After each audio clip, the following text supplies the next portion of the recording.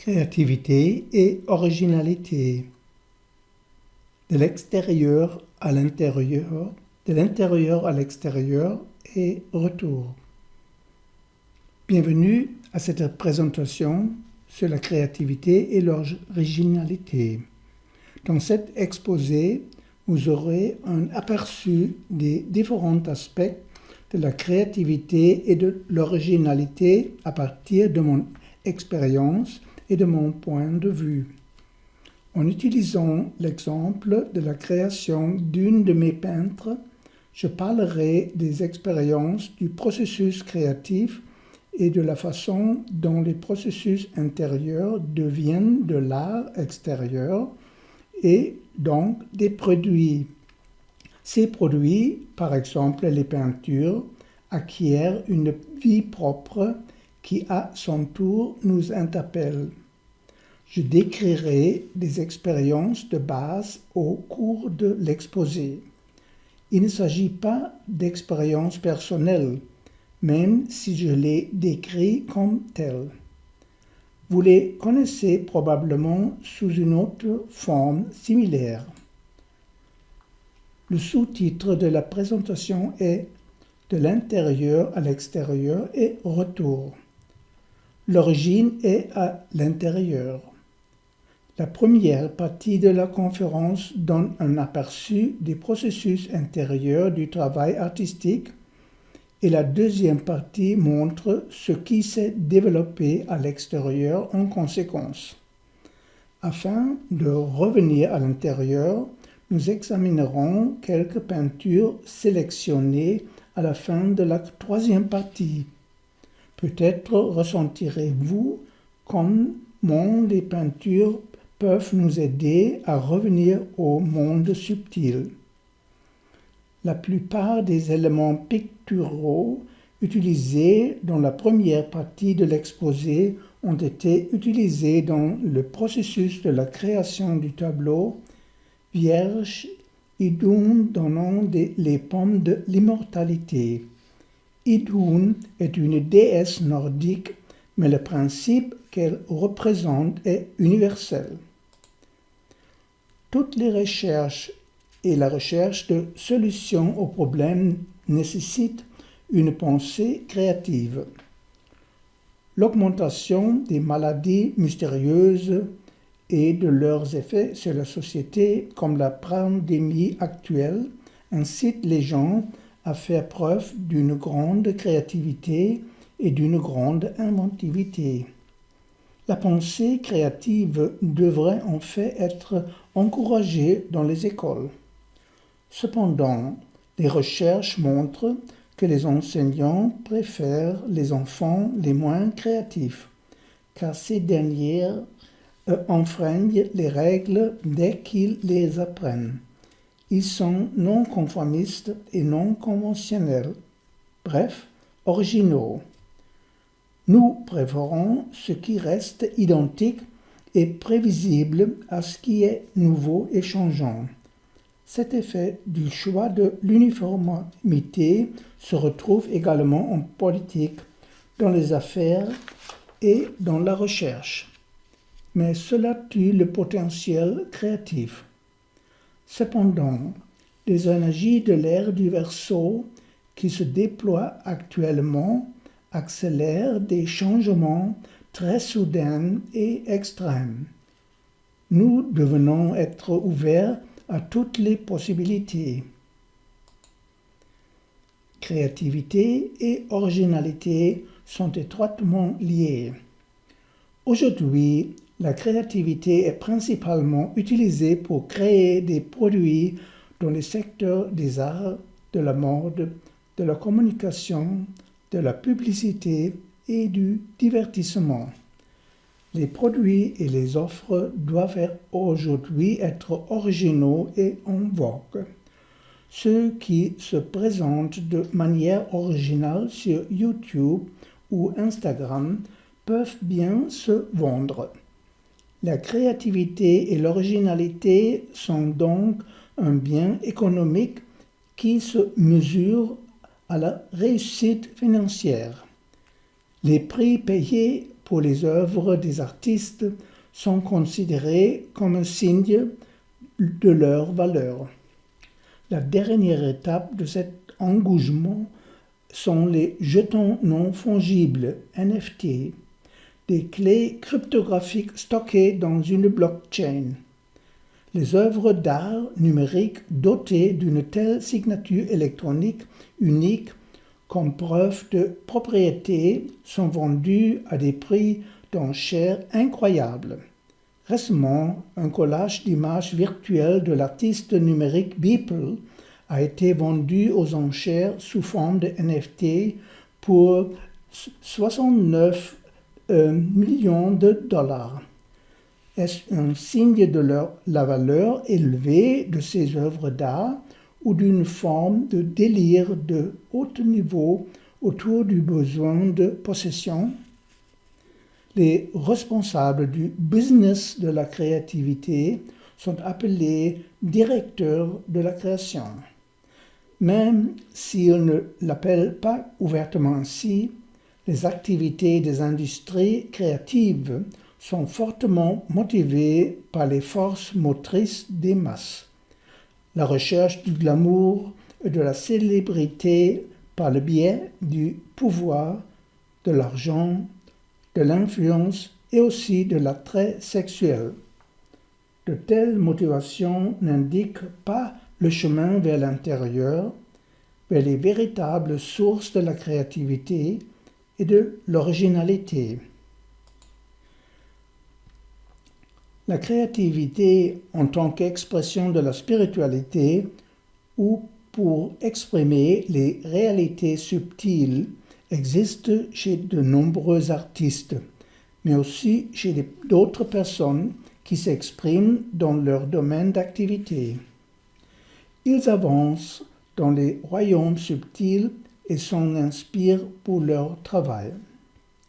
L'un des grands artistes contemporains, l'Islandais Ólafur Eliasson, a un studio à Berlin où des personnes des professions très diverses travaillent ensemble, ce qui donne lieu à un concentré de créativité collective.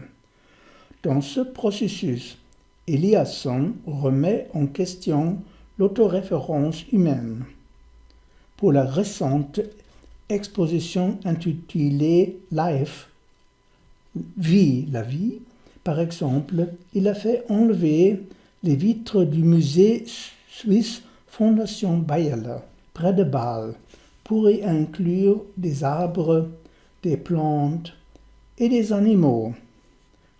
La séparation entre l'homme et la nature devait être surmontée. Eliasson est d'ailleurs né en 1967 sous le signe du Verseau et apporte à l'art une pensée et une action originale et révélatrice du nouveau Verseau, de l'Arche de Verseau. Hollywood porte aussi souvent des réalités subtiles à l'écran, sensibilisant les masses à des thèmes spirituels. On peut penser par exemple au film de science-fiction Avatar de James Cameron. Cependant, lorsque la frime et l'activisme occupent le devant de la scène, ils peuvent obstruer le chemin vers l'intérieur. L'origine de la créativité et de l'originalité reste cachée derrière les formes du paraître. L'accès ne s'ouvre à nous que lorsque nous devenons silencieux et regardons au fond de nous. Les mots ne peuvent que faire allusion à la réalité profonde. Ce qui compte, c'est l'expérience. Sans expérience, les mots sont vides. Même en ce moment, nous parlons d'expérience. Le discours seul ne nous conduit pas aux ressources du processus créatif. Lire et parler de la créativité ne nous rend pas créatives. Parler de l'art ne fait pas de nous un artiste. Cependant, nous pouvons essayer de comprendre le processus créatif. Il en va de même pour la spiritualité. Ce n'est pas en écoutant, en lisant ou en parlant, mais seulement par une pratique spirituelle persistante et rythmée que nous atteignons les niveaux les plus profonds de notre être. Ils sont la source de tout processus créatif. Nous pouvons comprendre le chemin qui y mène grâce aux enseignements de la sagesse et à l'exemple des véritables maîtres spirituels.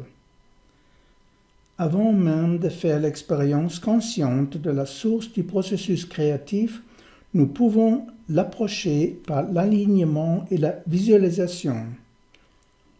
Lorsque je parle de mes expériences dans les pages qui suivent, il ne s'agit pas de quelque chose de personnel. J'utilise mes expériences pour expliquer les processus créatifs intérieurs.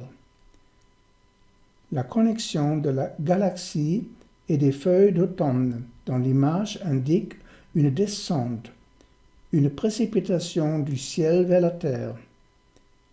J'ai fait référence à Idun en tant que vierge, et la Vierge est un signe de terre. Au fil des années, j'ai observé, en travaillant avec des images, l'impact de la source du processus créatif et comment, par le processus de visualisation, une connexion aux dimensions subtiles est établie. La visualisation et le travail rythmique sont des éléments essentiels pour pouvoir recevoir de cette source des impulsions pour le travail créatif.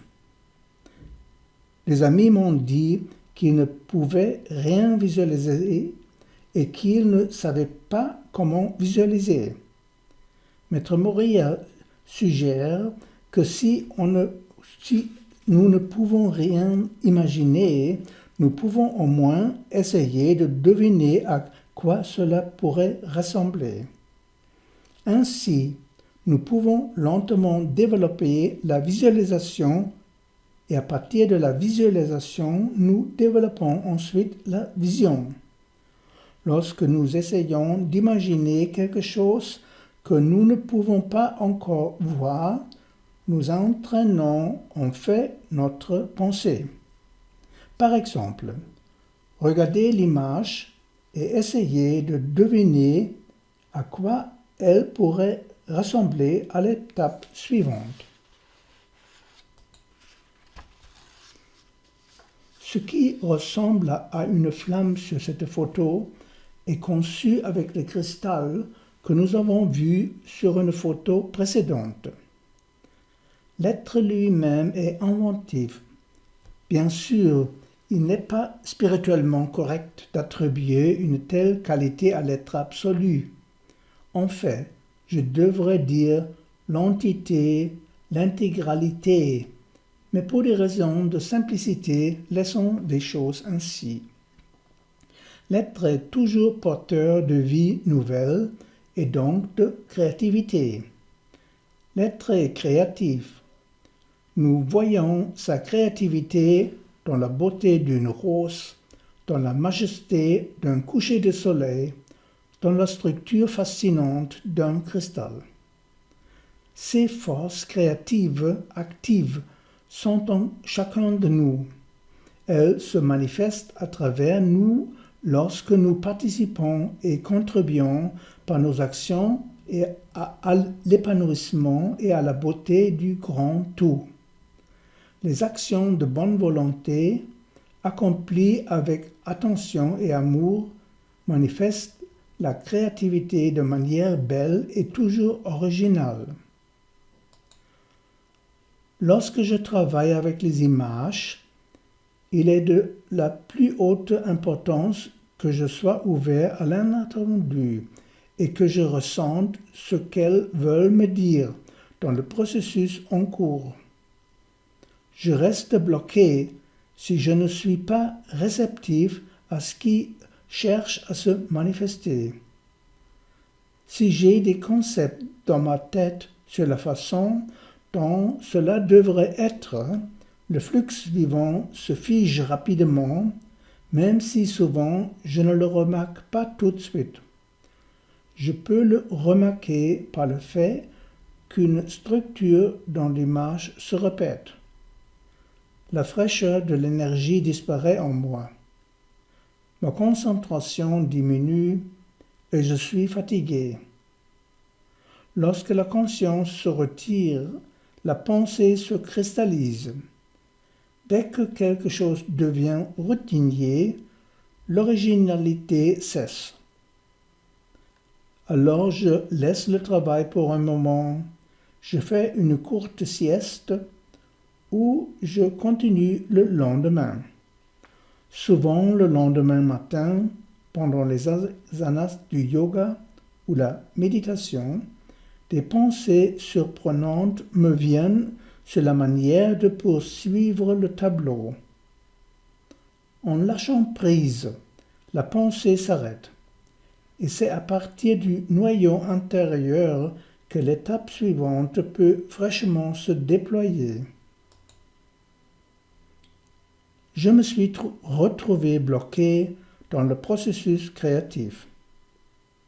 Lorsque je suis vraiment bloqué dans un processus créatif et que je ne sais pas quoi faire, je me rends compte que ces tableaux ne sont pas vraiment mes tableaux, mais qu'ils veulent se manifester à travers moi.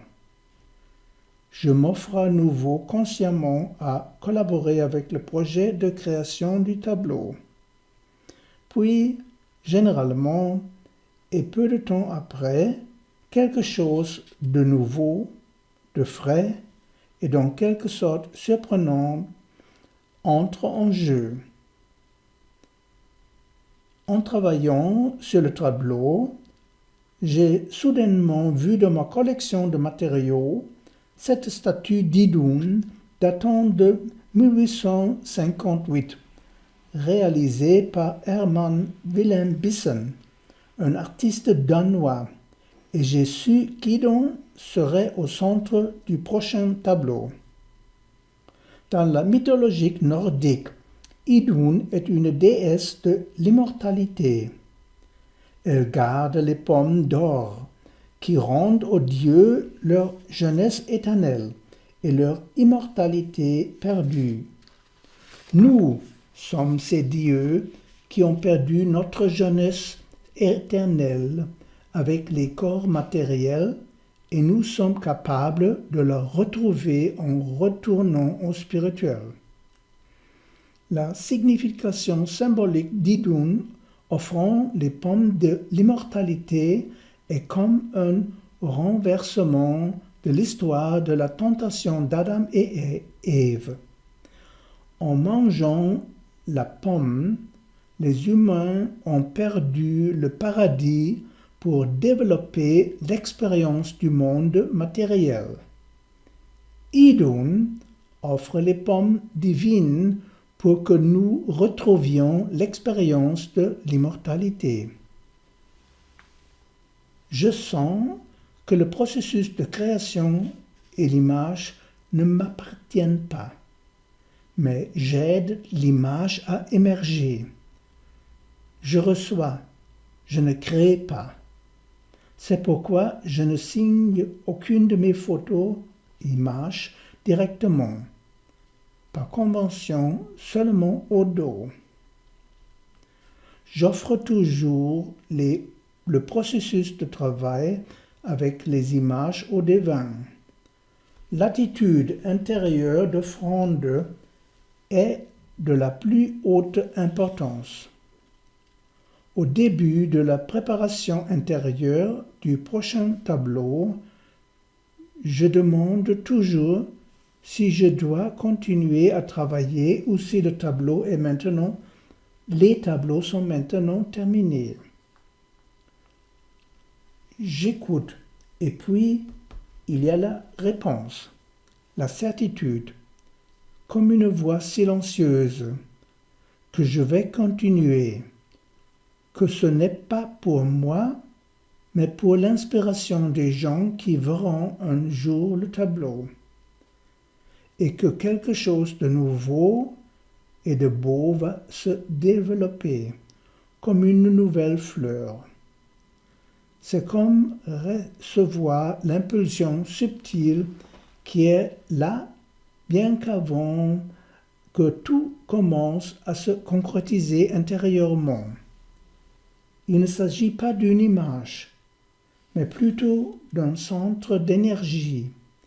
Il me guide et me donne la certitude qu'une nouvelle image va bientôt apparaître. Ce n'est pas une croyance, ce n'est pas une vision, et cela me pousse continuellement à chercher.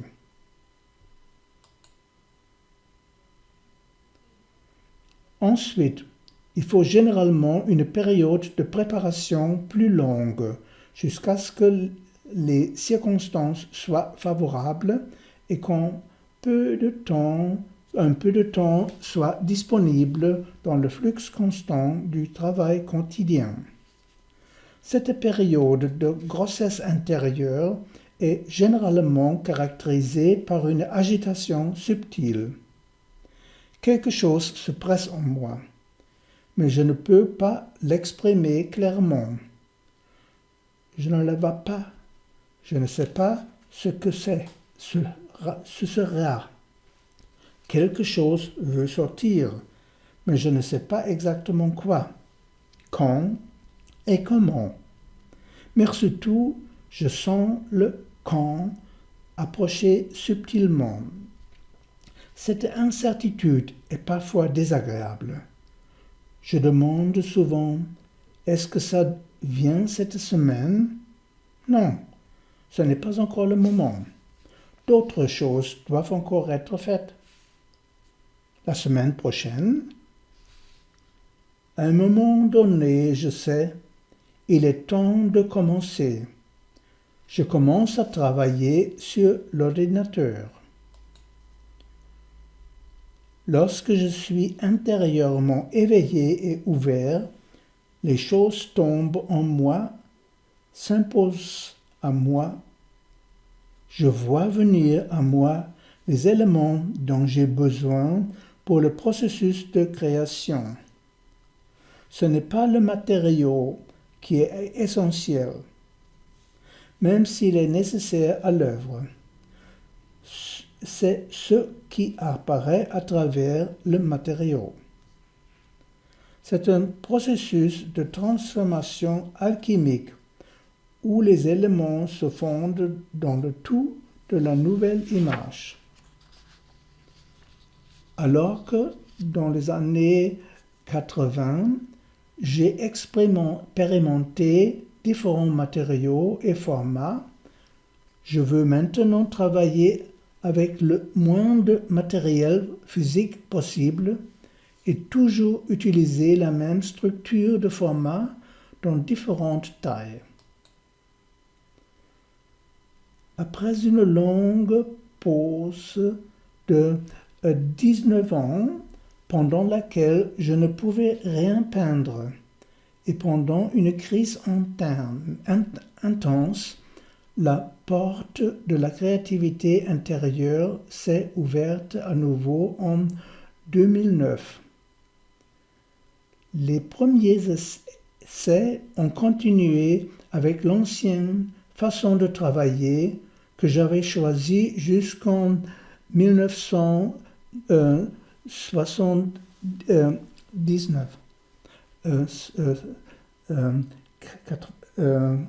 90. Mais elle ne me satisfaisait plus.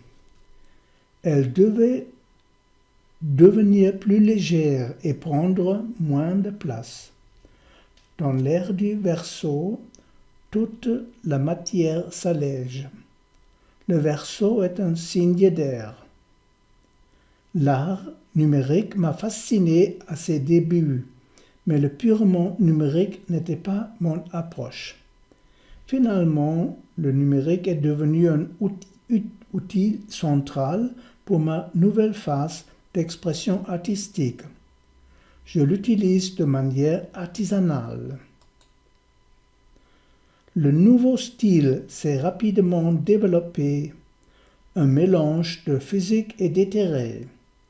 Je combine les crayons et le papier aquarelle avec le traitement numérique de l'image, ainsi qu'un scanner et une imprimante couleur.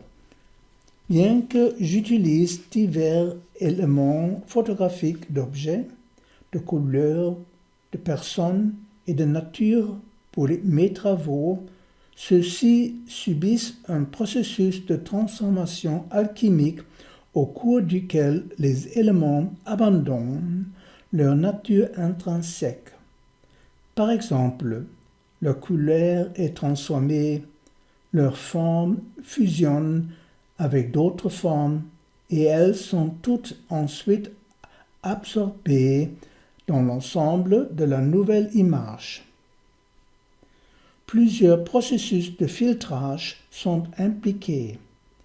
Assemblage des formes dans Photoshop, impression et édition sur papier, numérisation de cette image intermédiaire, nouvelle édition et nettoyage avec l'ordinateur, modulation des impressions jusqu'à ce que les détails apparaissent justes et commencent à rayonner et briller. Cette image ici est la forme finale. Nous verrons plus de détails sur la création et l'apparition du rayonnement ou de la brillance. Même si j'assiste pas à pas au processus de création des nouvelles images tel qu'il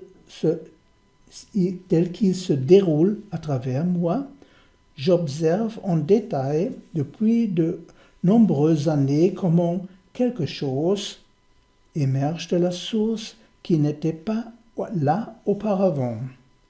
Ce qui émerge et comment cela émerge reste toujours surprenant pour moi. C'est comme l'arrivée d'un cadeau. L'image vient de la source de la créativité et c'est une chose tellement belle et sacrée. Toutes mes peintures sont donc sacrées par leur nature même. Je les appelle images de synthèse. L'œuvre qui sort de la source créative n'est jamais complètement nouvelle. Même une nouvelle création émerge des graines d'une création précédente. Et pourtant, elle n'est pas une répétition, mais contient quelque chose de nouveau. Sinon, la création ne serait qu'un éternel retour du même. Il en va de même pour l'émergence de nouvelles peintures. La création des tableaux fait partie de ma discipline spirituelle.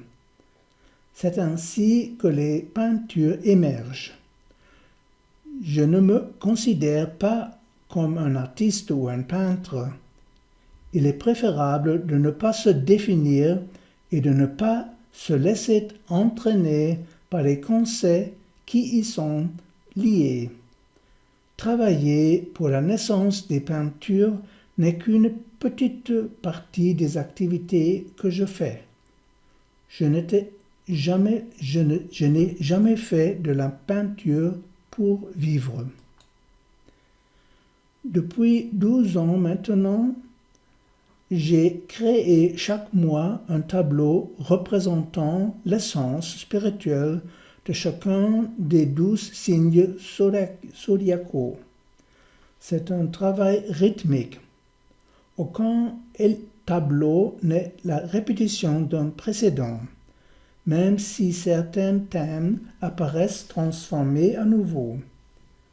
C'est toujours quelque chose de nouveau et c'est un rituel. La plupart de mes 172 peintures créées depuis 2009 s'inspirent du langage symbolique de l'astrologie spirituelle telle que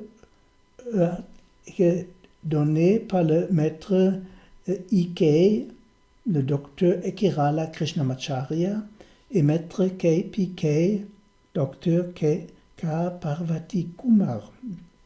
Surtout le livre du maître I.K. sur l'astrologie spirituelle qui est très profond. Je lis toujours le chapitre sur le signe du zodiaque correspondant en préparation d'une peinture. Mais il ne s'agit pas d'une peinture de ce signe dans un langage symbolique. Elle exprime une nouvelle vision qui est en harmonie avec les éléments du langage symbolique donné. Après avoir terminé une image, je cherche toujours un extrait de texte des enseignements qui correspond au sens de la nouvelle image. C'est comme si je vérifiais le message de l'image avec un aspect des enseignements de la sagesse. Le texte et l'image sont ensuite publiés en 5 langues dans la lettre de Vaisak. Il s'agit d'un magazine mensuel du World Teacher Trust sur les enseignements des maîtres de sagesse. Ils sont également publiés dans le Messager lunaire, ma lettre d'information mensuelle, qui paraît sur le site web de Goodwill, www.goodwill.ch. Cependant, j'ai constaté que de nombreuses personnes à qui je montrais une image ne la comprenaient pas. Des personnes qui n'étaient pas profondément familiarisées avec les enseignements de la sagesse et l'astrologie spirituelle se sentaient attirées par les couleurs intenses et claires. Mais le message de l'image restait mystérieux pour elles. La photo ici montre l'étape intermédiaire de l'édition de la version brute imprimée de l'image. Je me suis rendu compte qu'à chaque image correspond une clé que le spectateur peut ouvrir. Sinon, il n'a pas accès à une dimension importante qui peut le conduire à des domaines de connaissances plus profondes.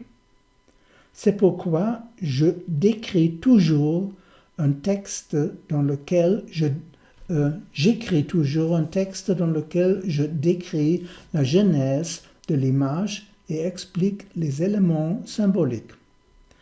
À chaque fois, je dois réfléchir soigneusement à la manière de décrire le cœur du message de manière courte et facilement compréhensible, afin que la clé puisse être accessible et utilisée.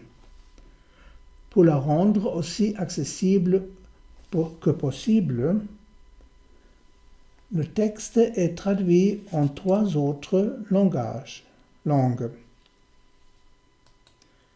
Peu de temps après la création de l'image et du texte, je les publie sur le site web www.ludgerphillips.org. Plus tard, au début du mois correspondant, ils apparaissent également sur mon blog et sur 2 plateformes de médias sociaux. C'est ainsi que l'image nouvellement née commence son voyage dans le monde. L'image ici montre un détail du site web avec le tableau et la description, ainsi que la devise et la signature des images, la vague stylisée de la vie et le soleil qui se lève au-dessus. Ici se termine la phase des processus intérieurs dans le travail artistique. Dans la deuxième partie, nous allons maintenant nous pencher brièvement sur les effets externes qui résultent de la vie propre des tableaux, puis sur ce que les tableaux font de nous. Nous avons parlé au début de la créativité et de l'originalité, également en relation avec l'industrie de la publicité et le marché de l'art. Maître Kumar m'a dit en 2014 de ne pas faire de marketing pour les peintures, mais de laisser les choses venir à moi. Si d'autres personnes le voulaient, elles pouvaient assurer le marketing. C'était un conseil important pour moi. Je garde également les peintures largement en dehors de la sphère commerciale. Les peintures ont été montrées quelquefois lors des séminaires et une seule fois en public, lors d'une exposition à Berlin pendant 6 mois en 1915-1916. La préparation a été coûteuse et longue. Je n'ai pas perçu de réaction. Sur la photo ici, vous voyez certaines des peintures pendant l'installation de l'exposition. Je me suis demandé, la forme physique est-elle toujours d'actualité pour ces peintures? La matière est lourde et encombrante, et le stockage des peintures nécessite également de l'espace. Cependant, plusieurs événements m'ont montré que les peintures physiques ont une valeur pour inspirer les gens par la beauté spirituelle. Mon maître spirituel, Maître Kumar, m'a beaucoup encouragé et soutenu pour réaliser ces peintures comme une expression visuelle des enseignements de la sagesse. La photo ici montre Sri Kumar présentant le livre de photos « Peinture d'astrologie spirituelle » lors de la célébration de Guru Puja à Simhachalam en Inde en janvier 2020, pendant le programme sur la fusion spirituelle de l'Orient et de l'Occident. En arrière-plan, vous pouvez voir la photo de son maître spirituel, Maître Ikei, Ekirala Krishnamacharya, et dans le coin supérieur gauche, la photo de Maître Moriya. Depuis 40 ans maintenant, je suis engagé dans des enseignements de sagesse théosophique. Des motifs en sont issus et se reflètent dans nombre de mes peintures. Pendant 20 ans, jusqu'à l'arrivée de Covid, je me suis rendu en Inde chaque mois de janvier pour assister au séminaire de Sri Kumar sur la sagesse éternelle, où il a parlé en profondeur pendant 2 à 4 semaines de la cosmogénèse et de l'anthropogénèse. Récemment, nous avons publié un livre tiré de son séminaire de 2005 en Inde, où il a parlé de l'enseignement de Madame Blavatsky sur les 7 races, tiré de la doctrine secrète. Nous avons cherché intensément avec une équipe à dépasser le terme race, très contesté dans le monde d'aujourd'hui et utilisé par rapport à la couleur de la peau et à l'origine ethnique. Nous l'avons remplacé par vague. D'une manière similaire à ce que j'ai décrit précédemment, j'ai cherché une photo pour la couverture du livre et j'ai trouvé cette image avec cette vague que nous avons retravaillé un peu. Le titre du livre est « Les 7 vagues de la vie, le chemin de l'évolution humaine ». Il a été publié en anglais au début de cette année. Les images numériques peuvent être multipliées autant de fois qu'on veut. Je les considère toutes comme originales, car elles proviennent toutes de la même source de créativité et d'originalité. Je n'ai jamais fixé de prix pour ces images, mais je laisse aux gens le soin de décider comment ils veulent s'y prendre. Ne pas faire payer ne signifie pas que les images sont sans valeur. Je publie les images pour un téléchargement gratuit, même en haute résolution. Les images peuvent alors aller dans la direction qu'elles veulent. Je les diffuse librement. L'image ici montre le livre de photos créé en 2020 pour l'anniversaire de 10 ans d'images de synthèse. Le livre est disponible sous forme numérique. Les images ont déjà pris de nombreuses directions à travers le monde. Beaucoup les ont utilisées à des fins différentes. Cette peinture, des connaissances l'ont imprimée elle-même sur une toile. Elle est accrochée dans leur maison près de Barcelone. Elle s'appelle Verseau, les dieux jumeaux et la pluie d'énergie cosmique. Je l'ai vue lors d'une visite. L'image ici montre mes photos sur un site web en Argentine, avec une photo et un texte du site ludgerphillips.org. Je l'ai appris lorsque la page argentine a été terminée. Les images ont même été mises en mouvement.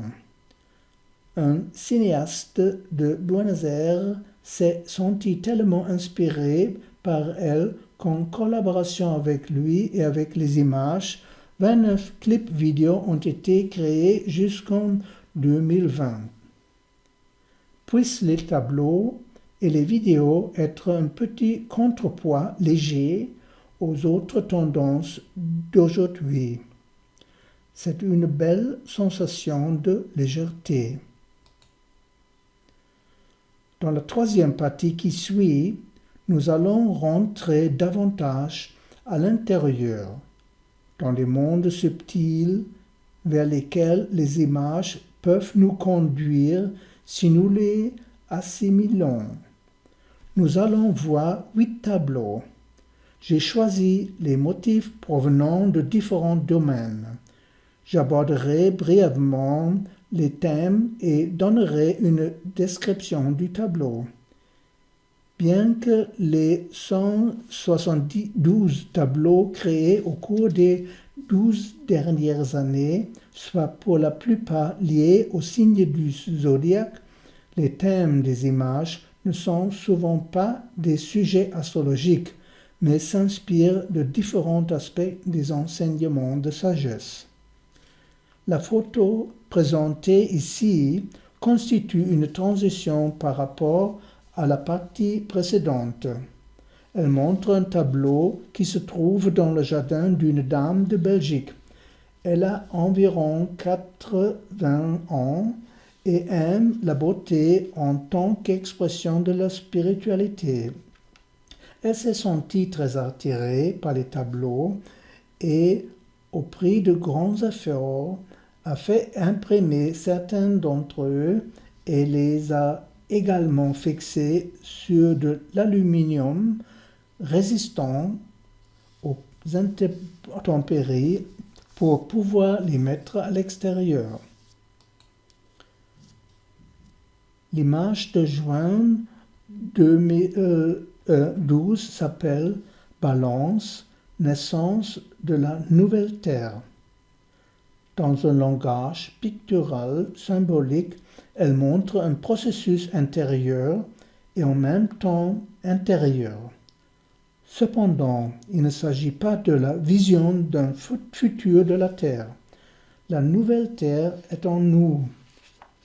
La balance est liée à l'épanouissement maximal de l'objectivité, Ce monde s'effondre lorsque le fondement intérieur subit une transformation.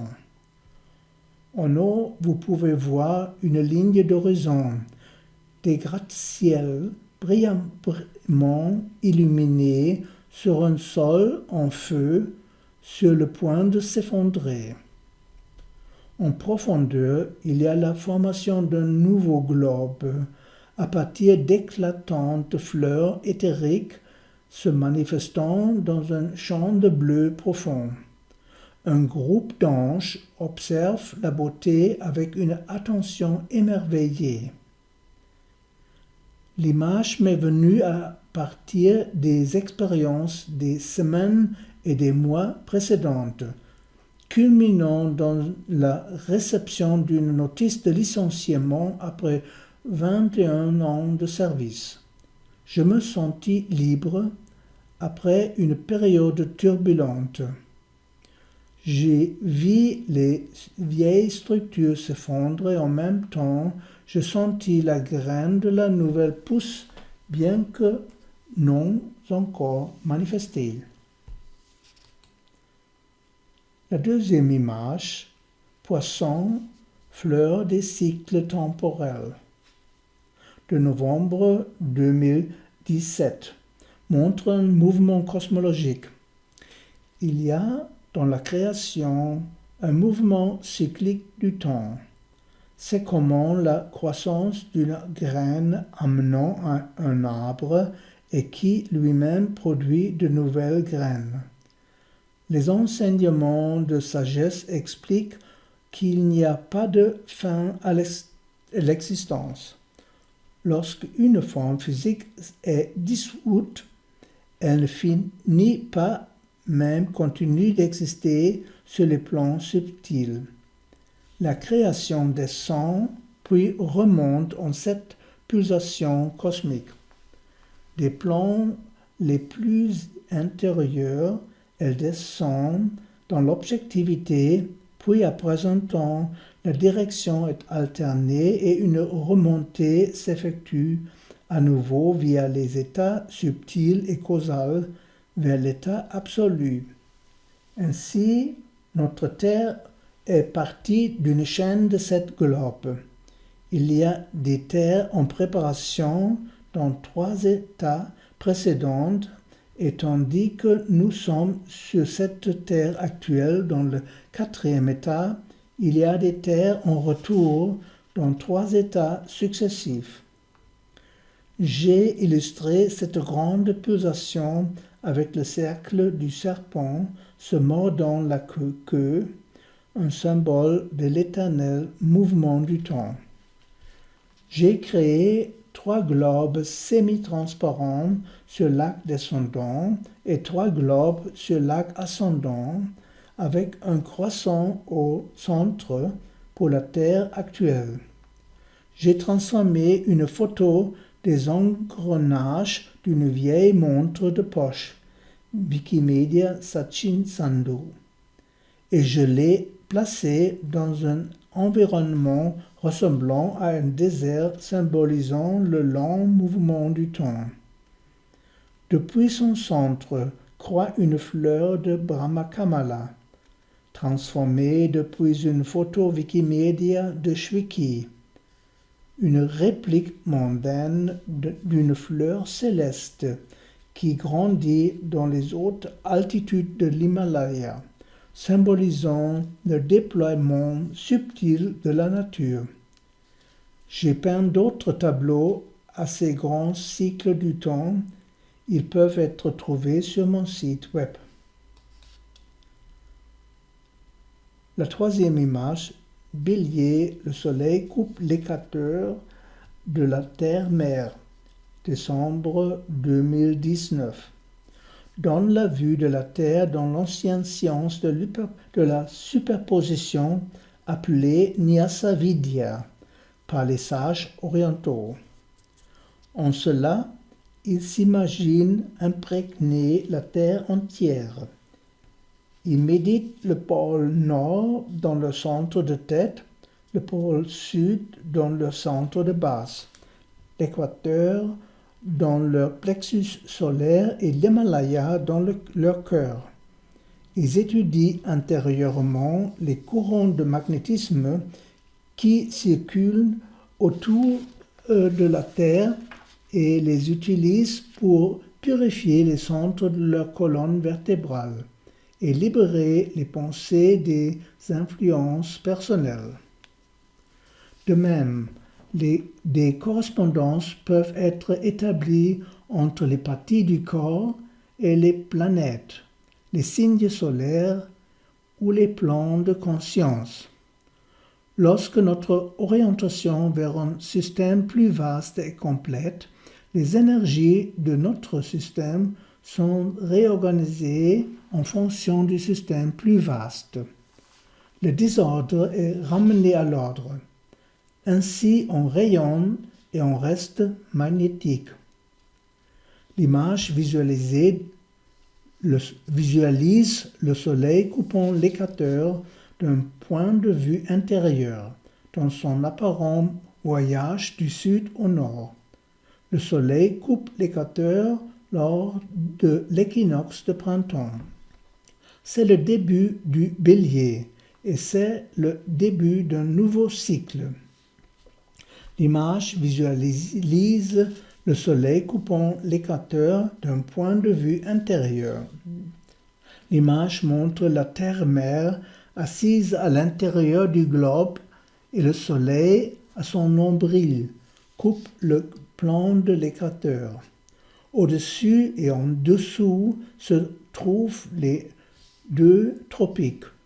Dans son cœur, il a la forme de l'Inde et de l'Himalaya comme joyau de sa poitrine. Le pôle nord est au sommet de sa tête. Dans le coin supérieur gauche, on voit Mars, le régent du Bélier, et dans le coin droit, la constellation du Bélier. La quatrième image concerne la descente de l'ange solaire dans le corps, date de février 2013. Il décrit le processus de grossesse d'un point de vue spirituel. Le cancer est le signe du retour de l'âme dans le corps physique et il est donc relié au processus de l'incarnation. La lune est aussi le symbole de la vie générative qui donne naissance aux formes. Dans la partie supérieure de l'image, vous pouvez voir la lune et derrière elle, la lueur du soleil. Deux figures angéliques, des anges solaires, observent la descente d'une âme dans l'embryon dans le ventre de la mère. Vous pouvez voir la tête de l'embryon tournée vers le bas derrière l'âme qui descend. Un autre nom pour l'âme est le « Je suis » et l'ange solaire. C'est la partie éternelle dans l'homme qui, dans le cycle de l'évolution, traverse des séries d'incarnations. Le corps est aussi appelé l'ange lunaire. Il sert comme véhicule pour l'incarnation de l'ange solaire. Pour l'ange de gauche, j'ai choisi un extrait d'une peinture de Franz Dvorak et pour celui de droite, un extrait d'une peinture d'Edward Robert Hughes, un dessin de William Hunter pour l'embryon dans l'utérus. Pour illustrer la descente de l'ange solaire, j'ai pris une image de Ilmata, l'esprit vierge de l'air, par Robert William Ekman. La cinquième image est de d'août 2011. Elle s'appelle Scorpion, la mer obscure et les conséquences de l'aveuglement, et constitue une antithèse à un ésotérisme feel-good qui aime fermer les yeux sur l'état de la planète et les catastrophes d'origine humaine. La spiritualité exige que nous considérons les côtés lumineux et sombres, comme les aspects d'une seule et même vie. L'image donne une vision spirituelle d'une catastrophe environnementale, mais c'est aussi un cri d'alarme contre les effets d'une exploitation inconsidérée de la terre-mère. Si les devas, les intelligences subtiles, sont massivement perturbées, cela a des conséquences catastrophiques.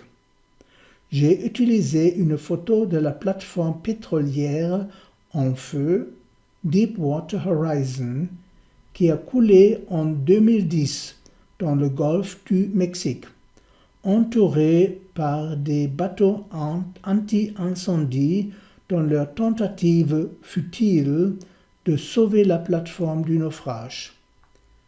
J'ai disposé un dessin de Mère Kali représentant l'aspect sombre et effrayant de la nature en tant que partie du divin, et je l'ai intégré à l'image. Le feu de la plateforme en flammes devient un avec la fureur de la mer divine, un phare apocalyptique de destruction, mais aussi un symbole de nos propres émotions sombres et non purifiées. J'ai peint d'autres images similaires d'avertissement. La 6e image d'avril 2020 est Lien, conséquence de groupe, but commun. Elle dépeint visuellement le processus planétaire d'élévation de la conscience auquel participent les aspirants et les disciples. Le lion représente la naissance de l'âme dans la conscience de groupe. Dès que l'âme en nous s'éveille, nous commençons à vivre dans la conscience supérieure ou conscience de groupe. Nous n'avons plus besoin de limites et de séparation comme mon groupe, votre groupe, son groupe. Ce n'est plus que le groupe de tous les êtres de l'univers. C'est la même entité appelée sous plusieurs noms dans plusieurs groupes. Le but de la hiérarchie est de libérer l'humanité de ses liens solidifiés et de ses limites perçues afin qu'elle puisse coopérer à un objectif plus vaste, le plan pour l'évolution de notre planète. L'image montre l'orientation commune du groupe vers le but supérieur. Pour la représentation du grand groupe ci-dessous, une photo d'une vie de groupe au mont Shasta, aux États-Unis, a été fusionnée et reflétée. Au-dessus, des photos de réunions de groupe en ligne ont été fusionnées pour exprimer l'interconnexion physique et éthérique. Un escalier mène à la vue du globe terrestre en arrière-plan et de là à Shambhala.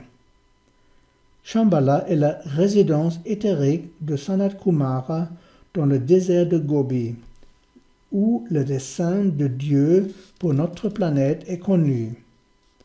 Il est le régent de la planète, indiqué par la couronne au sommet du globe. À gauche, vous voyez la constellation du lion et à droite le glyphe du cygne. L'axe central a été formé à l'aide d'une photo d'une galaxie. Il nous rappelle que notre système fait partie d'un système plus vaste et qu'il est aligné avec lui. La 7e image de novembre 2017 est Bélier, fleurissement planétaire. J'ai visualisé la Terre dans les pétales d'une énorme fleur. J'ai pour ceci travaillé sur une photo d'une fleur de Brahma Kamala, Susurreia obvalata, transformée à partir d'une photo de Wikimedia par Sujai25 pour la faire briller comme une lanterne. J'ai créé l'arrière-plan stellaire à l'aide du beau logiciel Stellarium. Les étoiles sont comme les lucioles clignotantes dans l'obscurité d'un jardin magique. Toutes les étoiles et les planètes sont les corps physiques de grandes entités de conscience s'exprimant elles-mêmes à travers les formes. De la même façon que nous sommes incarnés dans nos corps pour croître et avoir les expériences, ces êtres sublimes vivent dans leur globe planétaire, subissant une évolution sur une échelle cosmique. Toutes les étoiles dans le ciel se trouvent à divers niveaux d'évolution. Il y a des entités planétaires supérieures à notre planète, de même qu'il y a des soleils supérieurs au nôtre. Et de la même manière qu'une fleur croît et se déploie pour amener des graines pour les fleurs futures, notre planète aussi se déploie comme une belle fleur, préparant les stades futurs de sa croissance évolutive. La 8e image, datant de novembre 2015, est Poisson, l'alpha en l'oméga, l'oméga en l'alpha. Elle conclut maintenant nos réflexions et nous élève dans les dimensions cosmiques de l'être intérieur. Les poissons sont vus comme la fin de l'année zodiacale, qui conduit au cycle suivant, commençant lors de l'équinoxe vernal. Pour un disciple sur le sentier spirituel, les poissons sont le commencement du cycle puisqu'ils vont dans une direction rétrograde depuis l'origine. Dans l'astrologie mondaine, les poissons correspondent aux pieds, alors que pour le disciple, ils sont situés au-dessus de la tête. Dans le corps du yogi, ils sont reliés au corps pituitaire et à la pinéale, qui aide à produire la lumière du pont supérieur vers les royaumes de la conscience. Cette lumière est l'expression de l'Éternel maintenant, la fusion du commencement et de la fin de la création. L'image sur les poissons que j'ai reçue en méditation consiste en 2 globes se touchant l'un l'autre avec une lumière entre les deux, ainsi qu'une tête en dessous. J'ai compris les sphères des globes comme des contacts du passé avec le futur dans la lumière de la présence. Les 2 sphères se touchant donnent le glyphe des poissons. Je l'ai créé en fusionnant plusieurs photos de la Terre, de l'étoile Fomalhaut, de la constellation des poissons et un lotus. Pour la tête, j'ai fusionné une tête du Bodhisattva Kuan Yin sculptée dans du bois et une autre faite de porcelaine. Elle est la correspondance féminine du Bouddha, étant adorée particulièrement en Extrême-Orient.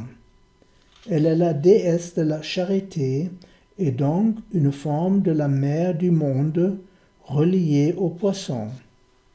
Sur la couronne, symbolisant le centre de la tête, elle porte une figure de Bouddha, la lumière du joyau dans le lotus. Sur son front, j'ai intégré le pont de lumière entre la pinéale et la pituitaire, reliant à la lumière cosmique. Le bleu profond d'arrière-plan fusionne en un toutes les étoiles du firmament avec les lumières nocturnes de la Terre et l'aura de Kuan Yin. Un grand merci à tous ceux qui ont rendu cette présentation possible. Et un grand merci à l'équipe de la communauté germanophone du WTT qui a développé la mise en page de la présentation.